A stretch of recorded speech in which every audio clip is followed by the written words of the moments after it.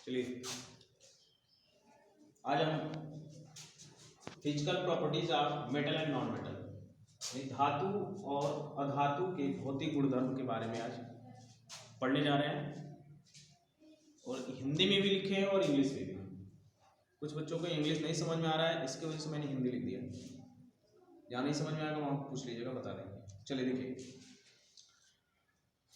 Metal में सबसे पहले देखते हैं। मेटल मीन्स धातु होता है। और मेटल में सबसे पहले देखें तो मेटल जनरली, मैं पहले वाली वीडियो में मैंने बताया कि जनरली ये सॉलिड होते हैं।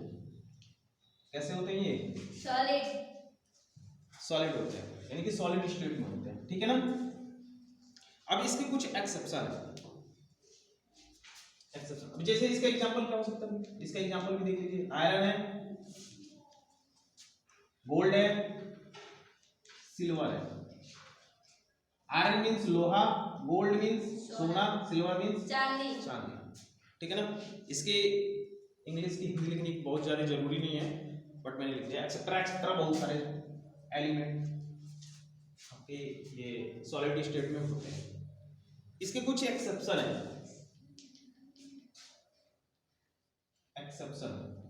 एक्सेप्शन मीन्स होता है अपवाद। ठीक है। एक्सेप्शन इसका क्या है कि जो हमारे पास मर्क्यूरी है, मर्क्यूरी मीन्स होता है पारा, जिसको हिंदी में बोला जाता है पारा। ये Hg मर्क्यूरी का ये उसका सिंबल नेम है Hg, और इसको मर्क्यूरी बोला जाता है, जिसको हिंदी में पारा बोला जाता है। ये रूम टेम्परेचर पर ये होता है लिक्विड फॉर्म में। लिक्विड मीन्स होता है द्रव, यानी पानी के जैसा बहाव। माने कोई चीज बहने की अगर अपने अंदर फ्लो करने की पावर रखता है, वो लिक्विड फॉर्म में वो चीज हो जाती है। वैसे ये रूम टेम्परेचर पर जब होगा ना ये Hg, अब रूम टेम्परेचर कितना हो, मतलब किसको कह सकते हैं? 24 डिग्री सेल्सियस से, ठीक है ना, 26 डिग्री सेल्सियस तक अगर टेम्परेचर है तो उसको हम बोल सकते हैं रूम टेम्परेचर। और जब इस टेम्परेचर पे आता है ये पारा यानी कि मर्क्यूरी, तो ये हो जाता है लिक्विड के फॉर्म में। ठीक है। अब इसका ये यूज कहाँ होता है? तो इसका यूज आपको पता है, जो डॉक्टर होते हैं थर्मामीटर यूज करते हैं, जो हमारे टेम्परेचर को मेजर करने के लिए, मापने के लिए, उसमें यही चीज, इसी का लिक्विड यानी मर्क्यूरी का ही लिक्विड उसमें डाला जाता है। ठीक है। अब जैसे इसके कुछ एक्सेप्शन और भी हैं। हमने लिखा गैलियम।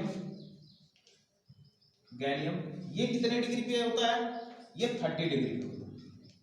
ठीक है। वैसे आपका सीजियम है,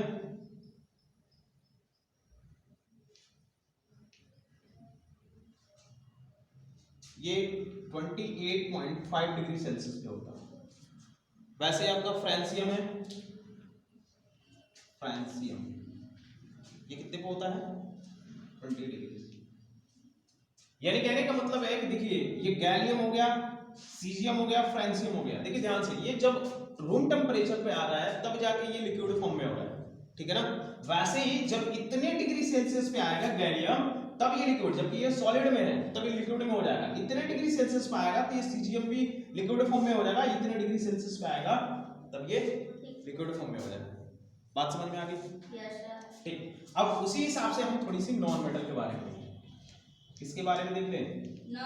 नॉन मेटल। अभी हमने देखा मेटल जनरली हमारा होता है सॉलिड स्टेट में, तो भैया हमने भी कहा सॉलिड स्टेट में। लेकिन कुछ ऐसे भी हमारे पास होते हैं एलिमेंट ऐसे, जो किसी टेम्परेचर पे आते हैं तो लिक्विड फॉर्म में कन्वर्ट है। जैसे रूम टेम्परेचर पे जब हमारा मर्क्यूरी आता है यानी कि पारा, तो वो हमारा लिक्विड फॉर्म में कन्वर्ट होता है। वैसे ही कुछ और भी एलिमेंट है जो मैंने आपको ये नीचे नाम लिख दिया।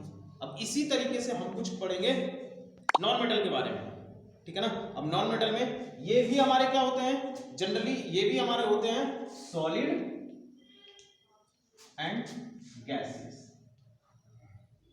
सॉलिड भी होते हैं और कुछ गैस के टाइप्स के भी कुछ होते हैं। ठीक है ना। अब इसके भी कुछ एक्सेप्शन है, इसके भी कुछ क्या है? एक्सेप्शन है। अब एक्सेप्शन ही याद रखा जाता है। एक्सेप्शन क्या है भाई? ब्रोमीन। ये कैसे होता है? ये लिक्विड फॉर्म में होता है।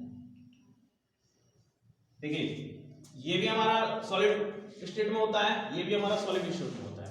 नॉन मेटल एक और स्टेट में भी होता हो सकता है या होता भी है गैसियस वाले में, लेकिन इसका एक्सेप्शन क्या है कि ब्रोमीन हमारा सॉलिड नहीं, ये लिक्विड के फॉर्म में होता है। बात समझ में आ गई?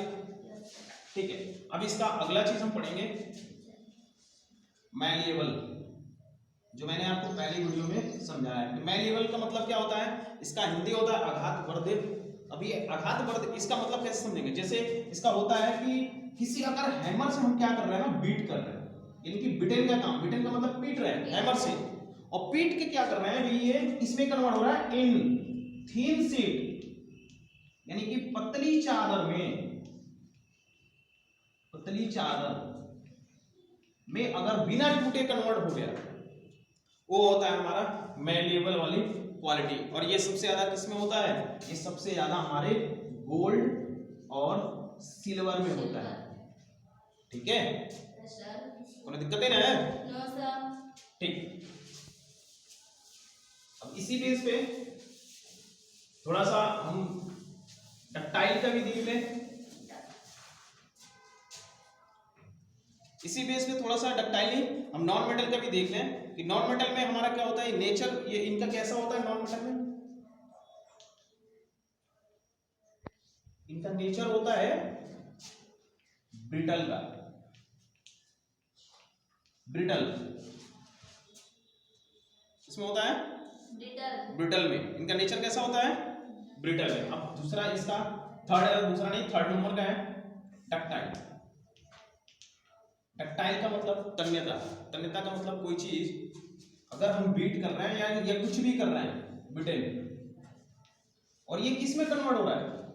ये कन्वर्ट हो रहा है कि थीन वायर में। अब थीन वायर का मतलब पतली चादर, सॉरी पतली चादर में वायर, तार जिसको बोला जाता है, अगर इस फॉर्म में अगर कन्वर्ट हो रहा है तो उसको हम डक्टाइल बोलते हैं। अभी इसमें भी सबसे ज्यादा डक्टाइल किनके भी में होता है, इनके भी एग्जांपल हैं, जैसे गोल्ड और सिल्वर, इनमें भी होता है।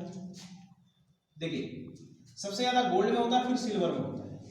अगर आपके पास 1 ग्राम गोल्ड है तो उससे हम 2 किलोमीटर वायर बना सकते हैं, इस चीज को याद रखिए। ठीक है, कितने किलोमीटर का? 2 किलोमीटर। ठीक है ना? और इनका अगर देखा जाए नॉन मेटल के हिसाब से, तो नॉन मेटल के हिसाब से इनमें भी क्या होता है? डक्टाइल नहीं होता है। डक्टाइल वाली प्रॉपर्टी नॉन मेटल में नहीं होता है, क्योंकि जब उसको तोड़ मतलब कि हथौड़े से पीटेंगे तो टूट जाएगा, क्योंकि ब्रिटल टाइप का होता है। उसकी नेचर कैसी होती है? ब्रिटल टाइप की होती है। ठीक है ना? वैसे ही अगला, अब सबसे ज्यादा अगला क्या, थोड़ा सा एक आपसे क्वेश्चन पूछ रहे हैं, आप लोग थोड़ा सा हमको बताइएगा कि सिल्वर का यूज कहाँ होता है। अभी मैंने सिल्वर को मैं बार बार बात कर रहा हूँ, सिल्वर का यूज कहाँ होता है? तो सिल्वर का यूज देखिए कहाँ होता है। सिल्वर का यूज जैसे हम जो टॉफी बनाते हैं ना, उसके रैपर में भी यूज, कहाँ यूज होता है? रैपर। सॉरी, सिल्वर का यूज उसमें नहीं, सिल्वर का यूज हम डेकोरेटिंग स्वीट्स में यूज करते हैं। स्वीट्स,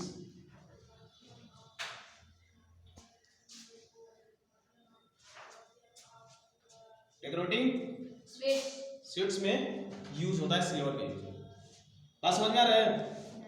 और किस फॉर्म में यूज होता है? फॉयल के फॉर्म में यूज होता है। और फॉयल का मतलब पतली चादर, एक इतना पतली चादर कि मतलब ऐसा समझो ना, एक झिल्ली, मतलब एक जो पॉलीथीन होता है, जैसे आपके कॉपी के ऊपर क्या होता है ना, एक पतली सी एक लेयर पॉलीथीन की लगाई